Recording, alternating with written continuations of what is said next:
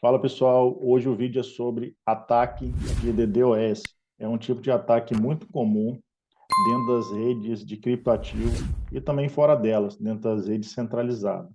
Eu vou mostrar para vocês as definições e como se dá esse ataque. Eu acredito que depois do vídeo você vai ter uma melhor noção de como acontece esse tipo de ataque nas redes descentralizadas. Vamos ao vídeo.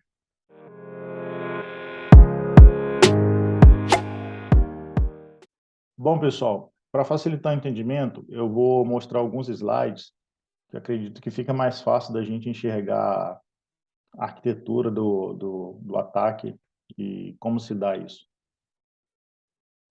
Bom, pessoal, eu busquei como fonte de dado esse artigo aqui do Raja.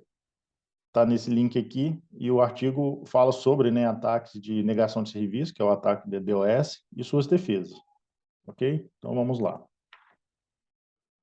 Bom, só para contextualizar, dentro de redes de criptoativos, existem vários tipos de ataque. A gente pode ter ataque dentro do consenso. Eu vou deixar em inglês aqui para facilitar depois, caso vocês queiram pesquisar alguns outros tipos de ataque para facilitar aqui a busca. Então, dentro do consenso, dentro da criptografia, dentro de transações, quando a gente fala da ledger, né, do livro razão, ou seja, dentro da camada da própria blockchain, existe esse tipo de ataque aqui. Então, a gente observa que são muitos tipos de ataque. O mais comum aqui, dentro do consenso, é o ataque de 51%, e a gente tem outros, né, conhecidos aí, rug pull, e, e dentro ali de criptografia, a colisão de hash. Bom, agora indo para a camada de rede, a gente tem um ataque comum, né, que é o ataque de DDoS, que é o ataque de negação de serviço. Tanto aqui nas redes P2P como na rede RPC. Então, dentro dessa rede P2P, a gente tem esse ataque, né, de negação de serviço, o DDoS, e dentro da rede RPC também temos esse tipo de ataque. Aqui é quando o usuário faz conexão com o próprio usuário, com outro usuário. Isso é comum aqui na rede Holochain, a gente tem esse exemplo aí. Então, é suscetível também a outro tipo de ataque comum, que é bem conhecido, é o ataque Sybil. E na RPC, basicamente, isso aqui é um servidor que vai tratar das informações de resposta entre um cliente e a própria blockchain. No caso ali, o mais comum aí é uma carteira, né, solicitando informação aí dentro da blockchain. Então ele passa por esse servidor de RPC aqui, que é procedimento remoto, né, chamada de procedimento remoto, basicamente. Então a gente tem esses dois tipos, esses ataques atuando dentro desses dois tipos de arquitetura aqui. Então aqui eu mostrei só para vocês terem a noção de quantos tipos de ataque é possível dentro de uma rede, né? Bom, e aqui, só para contextualizar também, a quantidade de ataques, né, de DDoS que está acontecendo no mundo, né? Como eles vêm crescendo e a partir de 2012 aqui, ó, a gente vê uma escala bem grande aqui de crescimento desse tipo de ataque. Isso aqui está tudo no artigo. Bom, mas o que é o ataque, né, de DDoS? É um ataque de negação de serviço distribuído. A gente vai entender essa palavra distribuída aqui. Mas, basicamente, é um ataque, é uma negação de serviços. Aqui a ideia é simples, basta você imaginar lá um barbeiro que ele consiga fazer 20 barbas por dia. Então, se ele tiver mais do que 20 pessoas ali querendo fazer a barba por dia, ele não vai conseguir atender. Então, ele vai negar o serviço. A partir da 21ª pessoa que aparecer ali, vai falar, ó, não tem condição de te atender, volte amanhã ou outro dia. Então, ele está negando o serviço porque ele não tem condição de atender. E a ideia aqui do ataque de negação de serviço é a mesma ideia. Você vai atacar um computador até que ele não suporte mais aquele ataque seu e vai começar a negar serviço para todos que queiram consultar ele. Então, basicamente é o quê? São vários sistemas de computadores comprometidos a esgotar a largura de banda ou o recurso, né? São duas técnicas aqui, né?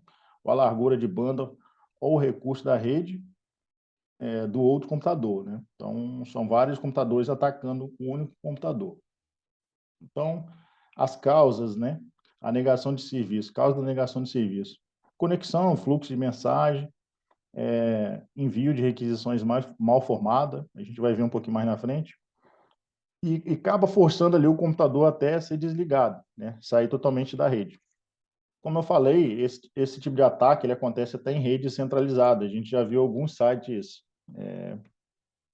federais já saindo de rede. Por quê? Houve alguns ataques hackers a esses servidores. Eles fizeram tantas requisições, né, tantas chamadas a esse servidor que ele não suportou e acabou negando serviço. Aí, quando você tenta entrar lá no site, você não consegue porque ele está sendo atacado. Basicamente, essa é a ideia. E aí, quem sai prejudicado, de fato, ali no final da história é o usuário legítimo, né, que está querendo ali aquele recurso e que não tem o recurso porque o site está sendo atacado. No caso aqui, a gente está olhando a blockchain, né? A blockchain está sendo atacada, toda a arquitetura ali está sendo atacada por um hack. Qual que é a ideia, né? Por que chama de distribuído, né? Ataque de negação distribuído. Porque você tem ali um atacante, esse atacante programa vários outros computadores, que chama de bots, né? Master bots, que esses computadores comandam os escravos, né? Os bots escravos. Então, você tem uma central que é distribuída, né? Por isso que chama de ataque de negação distribuído, que ele distribui a informação para vários outros computadores e esses computadores aqui atacam a vítima. Então, por isso que chama de ataque de negação distribuído, negação de serviço distribuído. Então, essa é que é a ideia. E qual que é a diferença? Vocês podem ver também que pode aparecer ataque de DOS, que é o ataque de negação de serviço, só que ele não é distribuído. É basicamente como se tivesse o único atacante atacando aqui é a vítima. Não tem essa distribuição para computadores. Seria como se fosse um atacante direto aqui, né? Assim, entre aspas, faz menos sentido, porque a ideia é que o ataque de negação de serviço é que você ataque de vários computadores, porque você vai ter maior potência de ataque, né? Que cada computador desse aqui, em tese, teria uma rede paralela, uma banda paralela, então você teria mais potência para fazer esse ataque. Claro que vai depender do tipo de ataque, se tem essa necessidade ou não. Mas quando a rede é grande, de fato, o atacante vai preferir esse tipo de estrutura aqui, ao invés de simplesmente um ataque direto à vítima.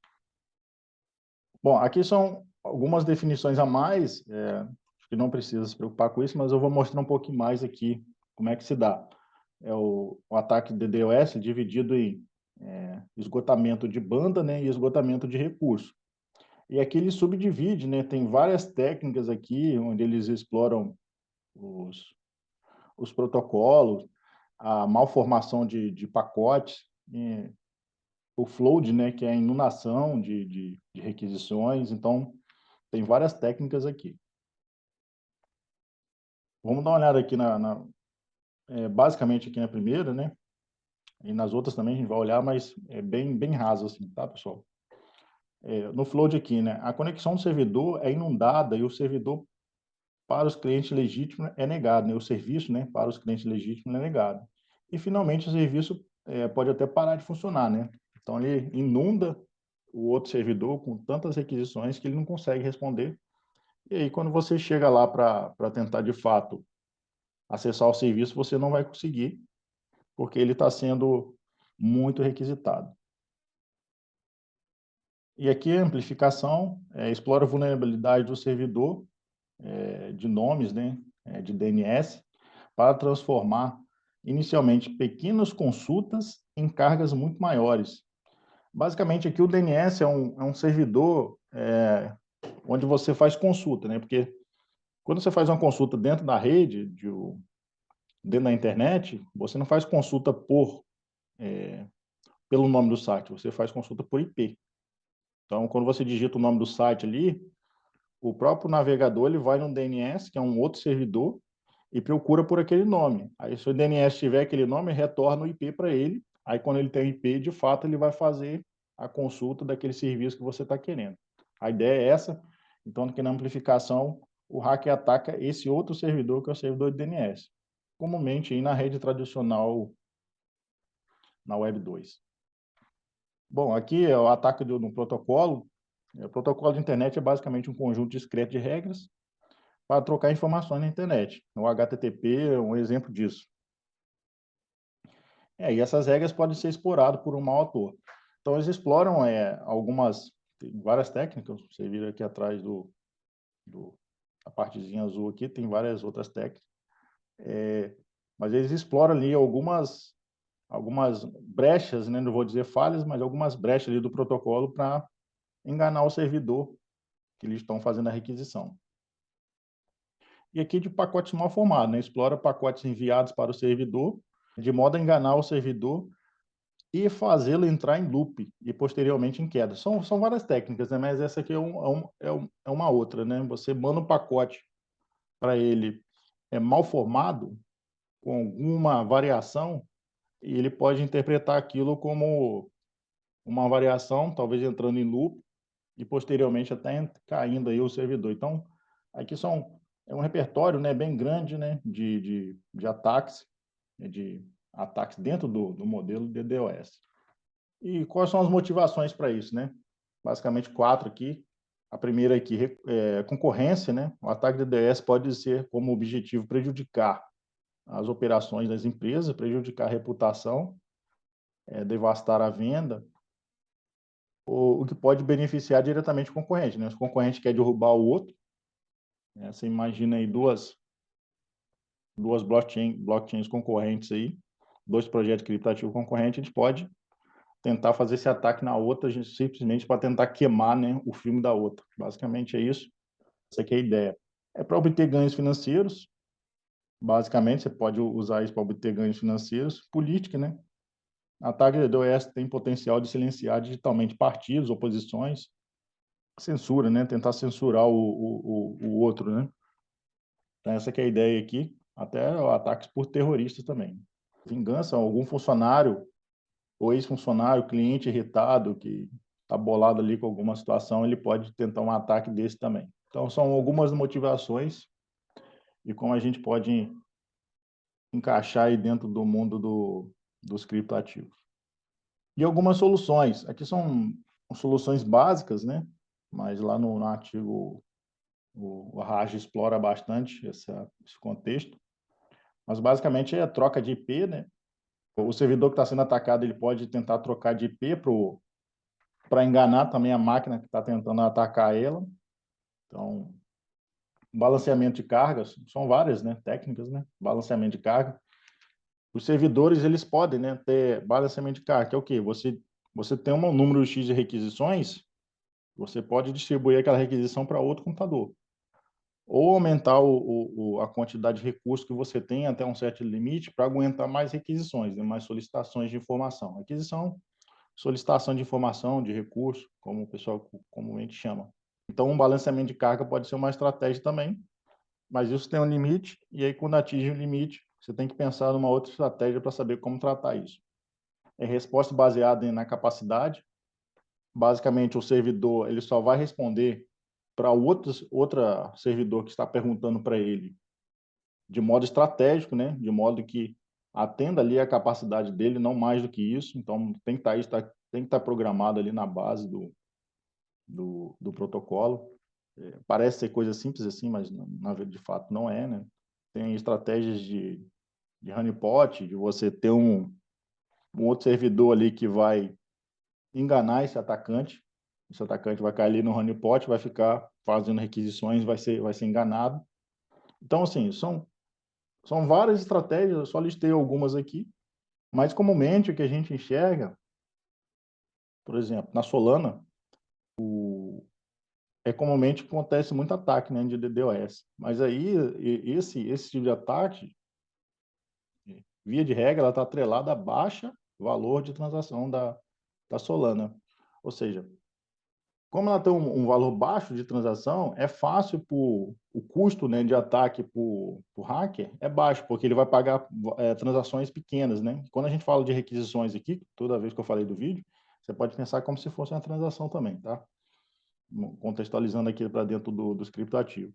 Então, na Solana ali, um exemplo clássico, por hack ele sai barato, né? Em tese, sai barato. Se as transações fossem um pouco mais caras, ou fosse aumentando ali de acordo com o número de requisições que você faça, talvez seria uma saída ali de estratégia ali para a Solana. Só para contextualizar, só para dar um exemplo aqui dentro do mundo de criptoativo para vocês. Beleza, pessoal? O vídeo era esse, eu espero que gostem. E até mais aí, pessoal. Valeu!